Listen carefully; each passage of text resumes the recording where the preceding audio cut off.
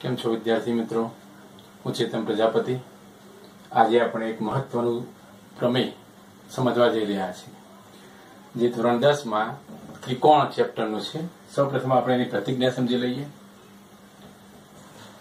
બે સમરૂપ ત્રિકોણના જે ત્રિકોણો છે તે બે સમરૂપ આપેલા જ છે, એના ક્ષેત્રફળનો ગુણોત્તર તેમની અનુરૂપ બાજુઓના ગુણોત્તરના વર્ગ બરાબર હોય છે. આ સ્ટેટમેન્ટ છે. આના ઉપરથી આપણે પક્ષ અને સાધ્ય લખી શકીએ. તો અહીં બે વસ્તુ આપેલી છે કે બે ત્રિકોણ છે જે સમરૂપ છે. તો આપણે ધારી લઈએ કે બે ત્રિકોણ છે એબીસી અને પીક્યુઆર, એ બંને સમરૂપ છે. ધારો કે એક ત્રિકોણ હું લઉં છું એબીસી અને બીજો પીક્યુઆર લઈશું, ગમે તે નામ રાખી શકાય.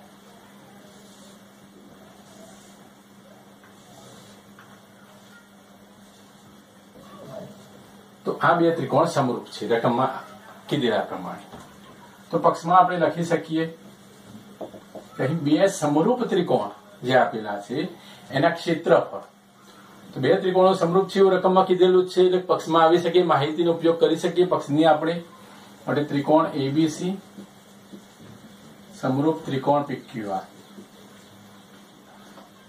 હવે એના ક્ષેત્રફળ જે આપેલા છે તે એનો ગુણોત્તર અનુરૂપ બાજુઓના ગુણોત્તરના વર્ગ બરાબર હોય છે, જે સાધ્યમાં માહિતી આવી શકે માટે આપણે સાધ્યમાં લખી શકીએ. એમના ક્ષેત્રફળ, ધારો કે એબીસી નું ક્ષેત્રફળ એટલે એબીસી ટૂંકમાં લખી શકાય. એબીસી નું મિનિંગ એબીસી નું ક્ષેત્રફળ. હવે ગુણોત્તર આપેલો છે એ પ્રમાણે પીક્યુઆર નું ક્ષેત્રફળ એ શું થાય છે? તો અનુરૂપ બાજુઓના ગુણોત્તરના વર્ગ બરાબર. તો એબી ને અનુરૂપ બાજુ પીક્યુ છે માટે એબી ભાગ્યા પીક્યુ સ્ક્વેર, અનુરૂપ બાજુઓના ગુણોત્તરના વર્ગ બરાબર. તે જ પ્રમાણે આપણે શું લખી શકીએ? બીસી ભાગ્યા ક્યુઆર હોલ સ્ક્વેર, અને તે જ પ્રમાણે એસી છેદમાં પીઆર જે અનુરૂપ બાજુઓ છે તેના ગુણોત્તરના વર્ગ બરાબર થાય છે. તો આ બંને માહિતી આપણે આ જે પ્રતિજ્ઞા છે એના ઉપરથી આપણે લખી શકીએ. હવે આપણે અહીં સાબિત કરવાનું છે કે આ વસ્તુ સાબિત કરવાની છે જે સાધ્યમાં આપેલી છે કે ત્રિકોણ એબીસી અને ત્રિકોણ પીક્યુઆરના ક્ષેત્રફળનો ગુણોત્તર અનુરૂપ બાજુઓના ગુણોત્તરના વર્ગ બરાબર થાય છે. તો આપણે સાબિતી લખીશું. સાબિતીમાં થોડી રચના કરવી પડશે મિત્રો. તો આપણે એક લંબ દોરી શકીએ, જેમ કે એ પોઈન્ટમાંથી બીસી ઉપર એક લંબ દોરીએ છીએ જેને આપણે એ એમ કહીશું, તથા તે જ પ્રમાણે પી પોઈન્ટમાંથી એક બીજો ક્યુઆર ઉપર લંબ દોરીએ જેને આપણે પી એન કહીશું. તો એ માહિતી આપણે સાબિતીમાં લખવી પડે. અહીં એ એમ લંબ બીસી તથા પી એન લંબ ક્યુઆર થઈ શકે.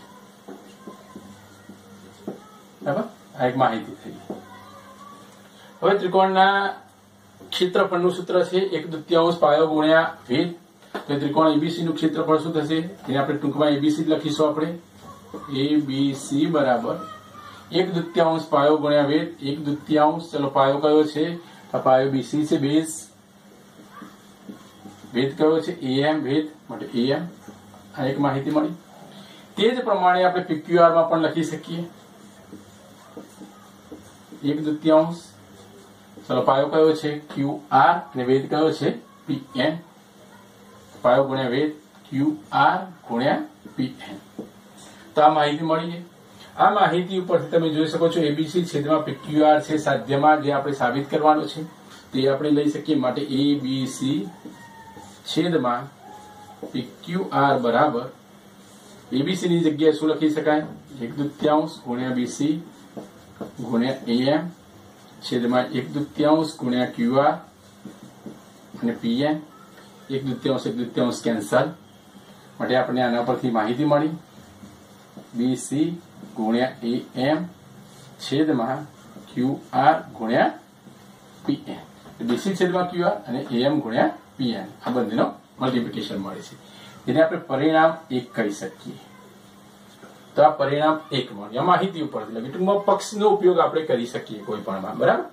તો આ એક માહિતી આપણને મળી.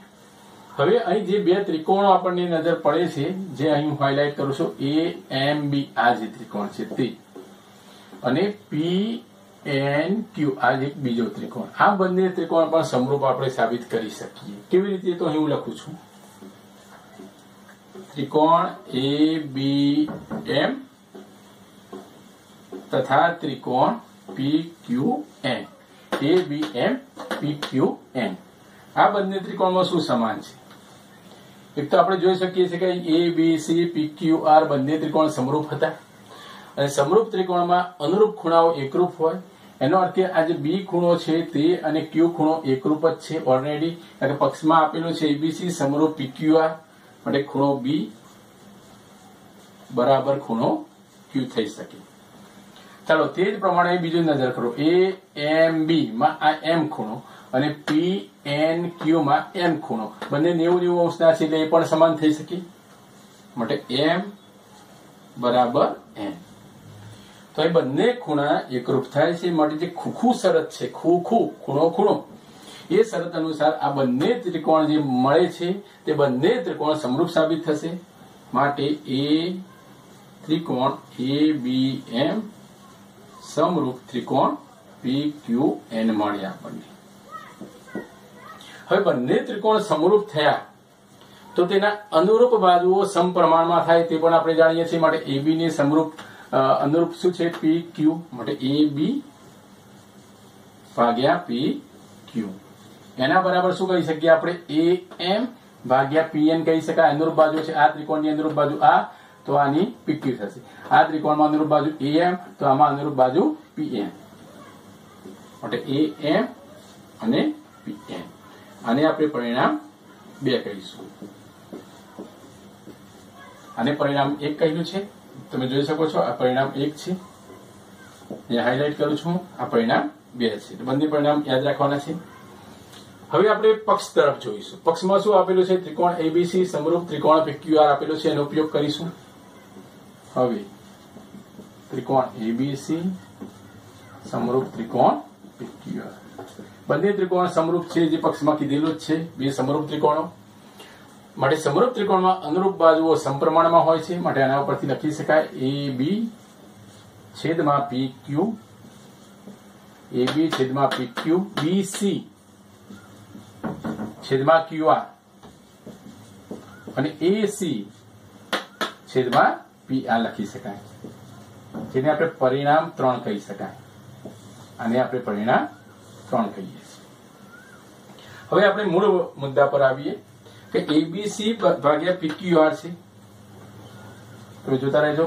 ABC ભાગ્યા PQR એના બરાબર. ચલો એના બરાબર આપણને શું મળે છે? અહીં BC છેદમાં QR છે. BC છેદમાં QR. ચલો BC છેદમાં QR ની જગ્યાએ તમે શું લખી શકો? AB છેદમાં PQ લખી શકાય. તો હા લખી શકાય. BC છેદમાં QR ની જગ્યાએ AB છેદમાં PQ લખાય, કારણ કે પરિણામ 3. BC છેદમાં QR જે પરિણામ 1 છે એમાં BC છેદમાં PR QR ની જગ્યાએ હું શું લખું છું? AB છેદમાં PQ લખીએ છીએ ટૂંકમાં આની જગ્યાએ. તે જ પ્રમાણે AM છેદમાં PN છે. તમે જોઈ શકો છો AM છેદમાં PN. AM છેદમાં PN ની જગ્યાએ પણ પરિણામ 2 પરથી તમે શું લખી શકો? AB છેદમાં PQ લખી શકાય. AB છેદમાં PQ લખીએ છીએ. માટે આના પરથી આપણને મળી શકે ABC છેદમાં PQR બરાબર શું મળે? AB square. AB ગુણ્યા AB એટલે AB સ્ક્વેર, PQ ગુણ્યા PQ એટલે PQ સ્ક્વેર. બંનેનો સ્ક્વેર થઈ શકે, જેને કૌંસ ઉપર આપણે લખી શકીએ. તો આ પ્રમાણે આપણને મળી શકે. હવે તમે જોઈ શકો છો AB છેદમાં PQ બરાબર BC છેદમાં QR છે અને AC છેદમાં PR છે. આ પરિણામ 3 પરથી શું કહી શકાય?